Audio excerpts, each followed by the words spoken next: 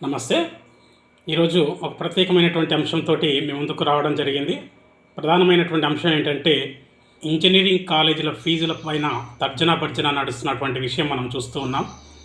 ఇప్పటికే GO number 26 ఇచ్చి కాలేజీల ఫీజులన్నీ కూడా గత సంవత్సరంలో ఏముందో ఈ సంవత్సరం కూడా అదే కొనసాగుతుంది అని చెప్పేసి రాష్ట్ర ప్రభుత్వం జీవో కూడా జారీ చేసినటువంటి విషయం మనకు తెలుసు. దానిపైన కొన్ని కాలేజీలు కోర్టుకు వెళ్ళడం, దాని ద్వారా కోర్టు డైరెక్షన్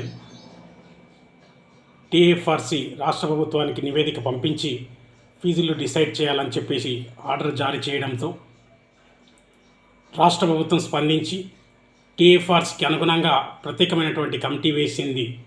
ఆ కమిటీ మరి 4 సబ్ కమిటీలుగా డివైడ్ చేసి వాటి వర్క్ను వారు చేస్తున్నటువంటి విషయం మనకు తెలిసింది.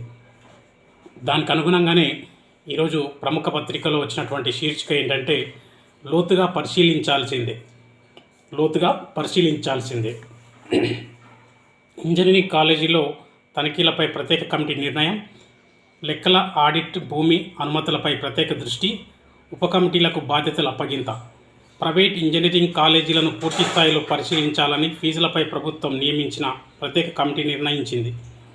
కొన్ని కాలేజీలకు నేరుగా తనిఖీ చేయాలని భావిస్తుంది. ఫీజుల పరిశీలన కమిటీలో ఆడిట్, టౌన్ ప్లానింగ్, సాంకేతిక విద్య, ఉన్నతాధికారులు ఉన్నారు. వీళ్ళంతా ఉప కమిటీలను ఏర్పాటు చేసుకున్నారు. ఈ కమిటీలోని నిపుణులు ఆయా విభాగాలకు సంబంధించిన అంశాలను ప్రాధాన్యమిస్తారు.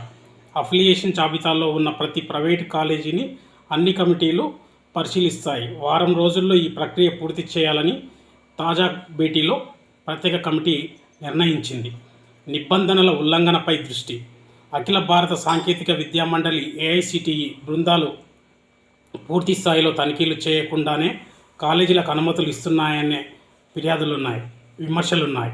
ముఖ్యంగా కాలేజీలకు ఒక చోట అనుమతులు తీసుకొని మరో చోట నిర్వహిస్తున్నారు. ఏఐసిటిఈ సమర్పించిన డాక్యుమెంట్లలో అనేక లొసుగులు ఉంటున్నాయని ప్రభుత్వానికి ఫిర్యాదులు వచ్చాయి.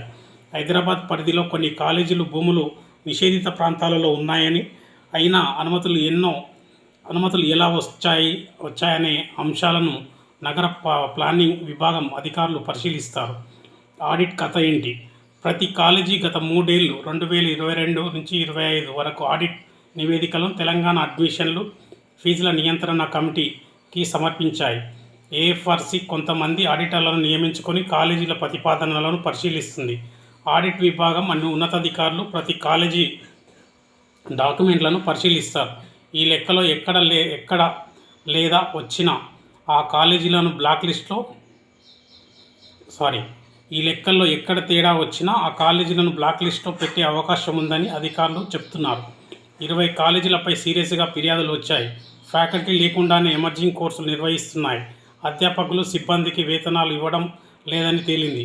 ఈ నేపథ్యంలో వాటి బ్యాంకు లావాదేవీలపైన దృష్టి పెడతామని అధికారులు అంటున్నారు. ఈ కాలేజీలపై చర్యలకు ప్రభుత్వానికి సిఫార్సు చేసే అవకాశం ఉందని ఓ అధికారి తెలిపారు. మొత్తానికి మనకు స్పష్టంగా అర్థమైంది ఏంటి, ఇక్కడ అధికారులు కమిటీలు వేశారు, సబ్ కమిటీలు 4 కమిటీలు వేశారు. అకాడమిక్, ఆడిట్, టౌన్ ప్లానింగ్,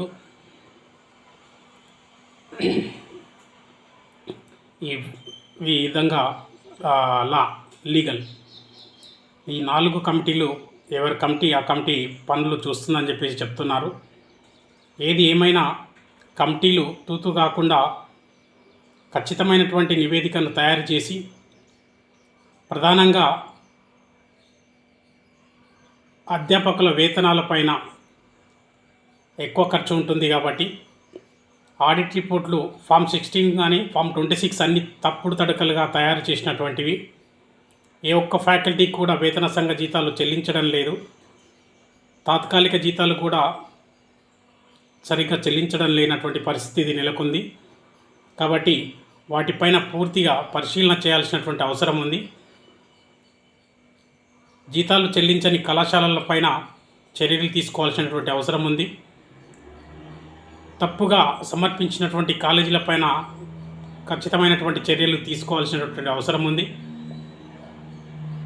ఏది ఏమైనా కమిటీలో పైన మాకు నమ్మకం ఉంది. మరి ఆ కమిటీ ఖచ్చితంగా సరైన నిర్ణయం తీసుకుంటుందని చెప్పేసి ఆశిస్తున్నాం.